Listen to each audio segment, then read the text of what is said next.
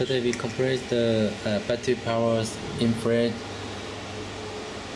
sensor power consumption. This is transmitter, and this is the current.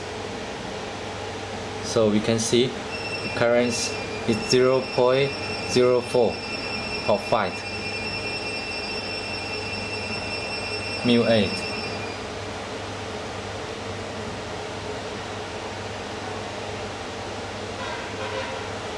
Okay, next we testing ours. This is our